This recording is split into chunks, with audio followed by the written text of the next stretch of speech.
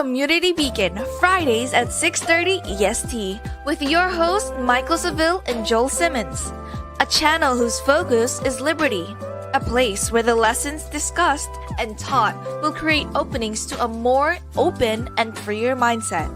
A mindset where you may reach the height of your potential and excel. Here are your hosts, Mike and Joel. What's going on? What's going on, brother? Another day and the place to be.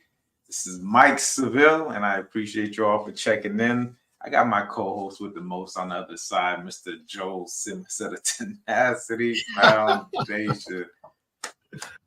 What is going on, brother? I'm going to tell you what, real quick. These headphones made it, I was like, is this the remix to the intro? Like, everything sounds so much more different and clearer on these things. So hopefully you all are getting the same experience I'm getting. I'm good. Yeah, it sounded it just sounded different. Intro music, everything. I was like, whoa, who is this? Even Anna, when she spoke about Community Beacon. Guys, we love you. We appreciate you. Let me get past this. Let me get into this Community Beacon, and we can do some housekeeping. We can get into the show because I'm excited about our show tonight as we continually talk about life balance, workplace, etc. Guys, remember to like, comment, share, subscribe, hit the notification button. Thank you. If you're on YouTube, you can hit that notification button. Listen, I'm really about to spring for YouTube Premium. It's a whole different experience. I have the 3-month free trial, and without those interruptions, it just turns into a whole different platform for me. And I'm thinking, this is I guess along the lines of the show, that since I'm on YouTube so much, because I probably do take in a lot of YouTube, I do consume a lot of YouTube content, like it just might be worth it. It might be worth just the spring not having those commercial interruptions. I mean, it just comes in like a new platform. But guys, you all should think about that if you're watching Community Beacon. Go ahead and spring for YouTube Premium. Just make sure you hit the notification for us. Help us out with the algorithm. Remember, on Mondays, I'm doing What It Takes. I'm dropping that around 4:30, between 4 and 6 o'clock. That's what it shows. Check me out. I'm showing you exactly what it takes to, especially within my journey. Some mindset stuff, some real estate stuff. Check me out each and every Monday. And then, of course, on Wednesdays, it starts with who, brother? Starts with me, brother. Starts with me and starts with all of our guests. We're so glad to be able to have all of you all that are joining in. We're getting even more comments and everything. Yeah. We had some great episodes that went off on the last couple of shows. I really enjoyed those. Went back and watched them again. Love what Jomer is doing and all of the stuff that he's doing with those shows, too, to make them really home oriented and make it really feel like real comfortable in being there. So anyway, check us out. Drop a comment. We'll comment. All right. Take care. Yeah, we're still here, brother. Don't go on. Just in case that was you trying to get up out of here, we're still here. And we culminate each and every week with Community Beacon. That takes place on Fridays. If you're watching it, we're blessed, and we're blessed to have you here at 6:30, where we talk about different issues, community business, just some of the things that we have going on in life. And guaranteed to catch at least one gem. That'll pay for your admission here. Hit like, subscribe, notification for that. All right, let's get into it. We were talking last week. We got into, and man, we kind of went back to my roots in regards to business. Some of the things that I did, due diligence, researching exactly how I structure my businesses to really do some of the heavy lifting up front. So it's no longer a business. It's not a hobby. And shoot, some of you guys' hobby can even become businesses if you do it that way, especially if you're passionate about it. But we kind of left off. We kind of started getting a little bit into the nitty gritty. I got my pad and paper here ready, as the brother's going to take over and talk a little bit about, work-life balance. And on this side, kind of like, brother give a little background about your history as we talk about, partners and being supportive, et cetera, within the business environment. Yeah, well, I mean, listen, I've run a business, like you said, like a hobby for about 18 years. And it was just recently, within the last 2 to 3 years, that I got really, really serious about entrepreneurship and took it to a whole nother level. I think that was the game changer for me. Because before it was very simple, go out, get a CPR licensing, and then just show up and teach people. Within a month, I made all of my initial money back. Maybe it was a couple of months. I made all my initial money back. And then, of course, I would buy stuff and I make it nice back. Margins, yeah. But it was just very simple. Aside from some of the stuff that I had to have for every single class, the expense of the class, I generally could repay myself every single time, and then the rest of it was increase. Never really cared too much about building the financial piece of the business. It was just like, oh, there's an extra few $1,000. Let's go on a trip. There's an extra couple $1,000. Let me pay for that. There's an extra couple $1,000. Here, baby, you can have this. Tell my wife. So it was real simple.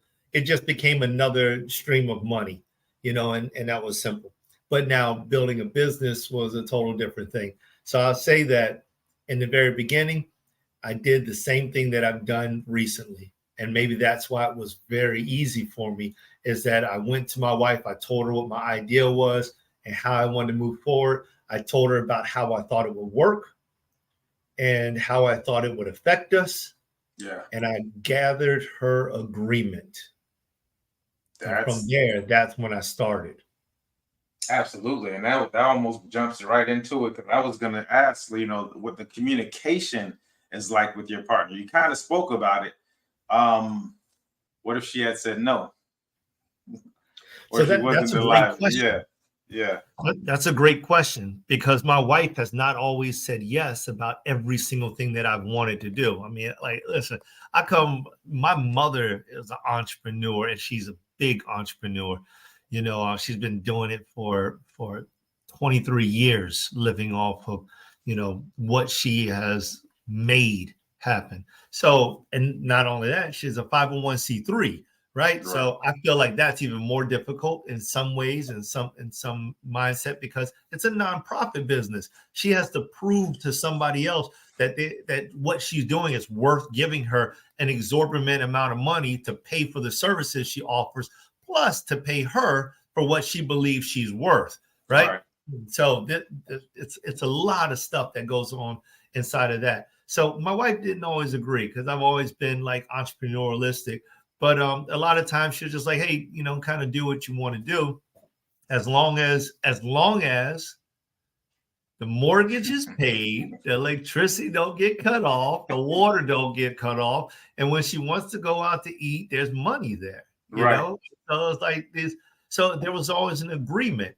I think that there can be times when people they don't have as much money, and they feel like whatever the spouse has done has failed. Every single one of my ventures has not been profitable. I've had a few of them that have not been profitable. The majority of them have been profitable. Maybe like 2 of them that I can think of were not necessarily profitable, but I broke even. Yeah. That's not, as long as it's not pulling out. And I for whatever reason, I'm listening, just as you spoke about some of the ventures that you had. There was something that, I'm trying to remember the podcast I was listening to, where they said most entrepreneurs don't make it. They have 8 failures prior to their first, successful venture. And, and when we say, when you say failures, meaning that businesses that they didn't continue on with. Because you never really fail until you actually stop. Although some people do live in the red. So what's the conversation like? I think because I'm a huge. I've become very, very in depth about like what the conversation looks like that you're having with your significant other in regards to let's start from the very beginning, the starting of a business. Hey, wife, and I'm sure she knows you by now. And there's like, I have an ideal or another ideal. How do you kind of broach that subject in regards to her? And, what is that communication like between you and her? Listen, I'm going to tell you this much. When you're approaching your spouse, when I approach my wife, it's just like an elevator pitch, only longer, only in more depth. So anybody who's looking to get ready to get into a business, you have to be prepared for your wife, or for your spouse. You got to be prepared. They're going to ask good questions. If you keep bringing an idea like, oh, you know what, I'm going to go ahead and I'm going to pick up cans and I'm going to take them down to the shop. I'm going to have them compressed, and then I'm going to wait until I get aluminum sheets and I'm going to sell the sheets, or I'm going to go pick up copper from all these sites, or I'm going to go teach people how to swim, and that's all you have. You got nothing else. Except for what you intend on doing. They're going to have questions. They're going to be like, well, what if, and what if, and what if, and how much will it, And so all those questions you need to be prepared for. And this is the perfect opportunity. So first off, the mindset, in the very beginning, my mindset was like, dog, she's going to shoot this down because I'm sold on it. But she wasn't here with me when I got sold. So she's going to shoot this down. And number one, I'm thinking this is going to end up negative. I think that this just goes to conversation and communication with your spouse, period. Whenever I go into a conversation, even when I think it's going to be negative, I start to tell myself it's going to be positive. I start to tell myself that I'm going to be able to get through this. I want to go into my conversation with positive energy and passion and compassion when I enter into the room. I don't want to bring negativity with me, because the first thing that's going to come out of my mouth is, see, you'll never support me.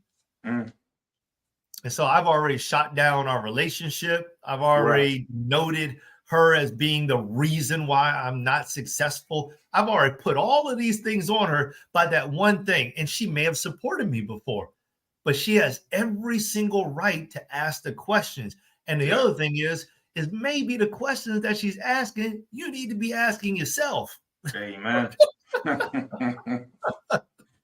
Hey, I hear you. I hear so many entrepreneurs that want to go into business for whatever reason it is, and it's always like the best case scenario. Like that's how they pitch it in this best case scenario. But to have someone else come in, so this is like added. You know what I mean? Like this is gonna help your business go in the right direction if you have someone who can say, well, listen, because sometimes we get so tunnel vision, like this is how, and I'm gonna will my way to it. However, then that other conversation that you're having with someone who's in support of you overall, to be able to bring some clarity to some of the things that you may encounter, like you're already getting this in front, this talk prior to even talking to someone who you may ask for an investment from, going to the bank, bringing on business partners, etc. It's like you have this already built in, and I think that's awesome, brother. As you guys, so she said yes, and I kind of know what this looks like because I was at one of your programs that you put on over in the community center a while back. Well, two programs actually. From your significant other, what kind of support, besides saying you can go ahead and be involved with this, what kind of support are you looking for from them? Turning pro, as I would call it, or as that was called by the War of Art. If anyone gets a chance to read that book, really good book. I know the author's last name is Presley.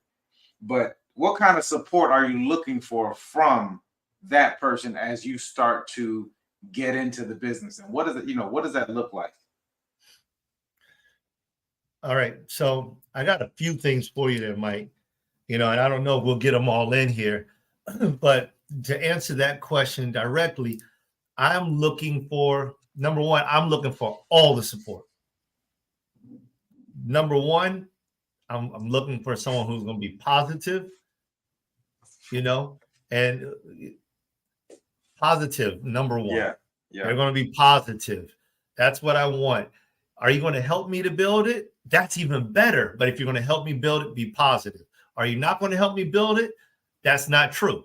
It's not true. If you got kids and they're taking care of the kids while you're building your business, they are helping you. If they're making you something to eat, they are helping you. If they bring you coffee in your room while you're working, they are helping you. If they're talking to you positively, they are helping you. If they're asking you questions that you don't want to answer because you don't know the answer, they are invested in your business because they want to know. They could just walk around and not ask you a thing. Mm-hmm.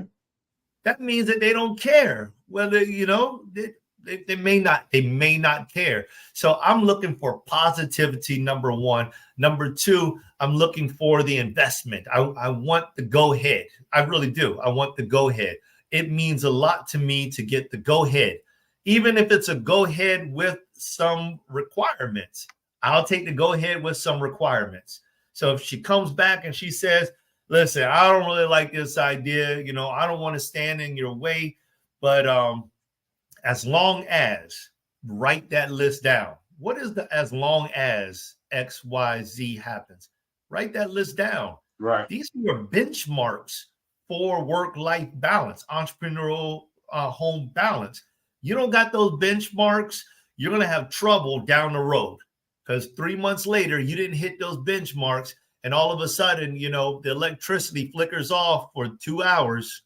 And then you hurry up real quick and put it on. That was your responsibility. It doesn't mean that you didn't have the money in the bank. It just means that you didn't take the responsibility to pay for it fast enough for the electricity to stay on, and it went off. This causes discouragement and difficulties inside of the business, inside of your home. Yeah, absolutely. And just the picture of the lights flickering on and off.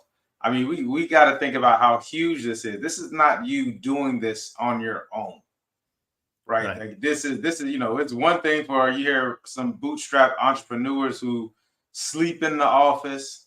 They're showering at the gym. Like we hear all these these stories of what Les Brown has one of the craziest stories where his rental guy was like knocking on the door saying you can't sleep here.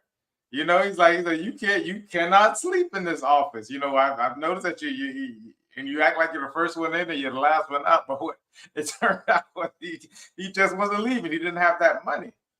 I'm hearing the extra responsibility of when when a spouse is involved. And so I guess it goes like, how much say does that spouse have in the time that's involved? Because I'm assuming time is going to also be like a huge factor in regards to the time that they would like to have, because there's the emotional support for them as well. Because you mentioned if you have kids. If there's cooking involved, there's house, the house being kept, etc. Like that's a whole that's even more to take a look at. So how much say do they have in regards to your time as you start the business, and what does that look like in order to come to a happy choice of what that looks like? So I think that's a huge question. That's part of. I've got like 8 things. Okay, so run them off. I'm like 8 listening. things that you or maybe we can do 4, and then we'll do 4 on the next one. So this would be right around the 5th thing. But first off, just to run through the first 4 is to have a positive mindset. All right, know your why. You need to know your why. You need to understand that you don't know everything. So this is all part of the mindset and the development. And then you need to be ready for feedback, right? And if you want, the 5th thing is be ready to fill the holes when you have this conversation. And right there, it's like / build your business plan with your spouse or talk with your spouse about your business plan. You get brownie points if you can build a life entrepreneurial business plan with your wife, because now your business is a part of how they, in my case, she will be able to achieve her dream. This draws in investment. Yeah. Same. That's what I said. This is like when you take that 90 seconds, I'm going to speak with someone in the elevator. That's your pitch. Great. You did a good job. You got a great idea. Come into my office. Now is when we really start talking. Ain't no more 90-second pitch. Because if you're coming to me, I want to know what you don't know about your business. I want to know, because I'm thinking about investing in it. I want to know where the holes are. And if I still like your tenacity, I may still go for it, even with the holes. I don't mind, because I'm going to bring my knowledge and I'm going to say, hey, listen, these are things we need to fill. So you have to be ready, because in my case, my wife come back and she's like, listen, your daughter just graduated. So we need to have money for the graduation party. This is important. You can't just take all your money and dump it inside your business, and all your time, Mike, that you just mentioned, and dump it inside your business. And then all of a sudden you're not there for the graduation party. Doesn't sound like a good business to her at that point in time. Doesn't sound like a good business to the family neither. Right. So it's like, okay, absolutely, we need to build this business plan. So I have my business plan. I wrote my stuff down because I need to know what I'm presenting to my wife. So when I show up to my wife, I'm like, I'm excited. Passion's raging, coming on out of my pores. And I'm like, listen, babe, this is what I want to get ready to do. This is what I want to do. She's like, okay, well, what do you need me for? I'm like, because I need your feedback. I really want your okay. Do I need it? I'm a grown man. I can do this anyway. Ain't nobody going to tell me I'm not going to do it. But if I do it that way, then I'm going to have static with my wife. And I could possibly destroy my household, which, I mean, how many entrepreneurs started off married and ended up becoming a success, divorced with kids in another state? Because they did not think about the value of why they were doing what they were doing. Oh, well, I want to spend time with my family. Is it in your plan? Because your family's there in front of you. And if you spend all your time working on this business and you leave them kids and you leave that wife, she don't care about the $1 million you're going to make 5 years from now. She cares about the quality of time with her today. And she cares about how you're going to help her with those kids right now. So fill your holes, all that passion and everything. You need to just throw that out and put it inside of a box and put it on top of the desk and let it sit there, because that's going to help you eventually. But you need to fill them holes, and those holes, your wife, your spouse is going to tell you exactly what it is. For a woman and a man, I don't know, maybe he wants to have some type of encounter with her at nighttime, and she comes home tired. And now he gets no encounters with her. And now it's been months, many months, where he gets no type of intimate encounters with her because she's always tired. Well, he don't want to be around that woman anymore. Mm-hmm. Now he's thinking, and you don't want him thinking. So all of those things are important. Put that on the table. And sometimes you got to curb your enthusiasm to hear exactly what they're saying, and then rebuild your business plan into a business plan that fits you, her, them, everybody. And now build. Amen. Amen. Guys, we are going to continue this conversation into the next episode. It's riveting. I got some questions. I got more questions after the brother just gave us the spitted out those gems. So, man, we will catch you next week. Appreciate you all for checking in, and we'll see you.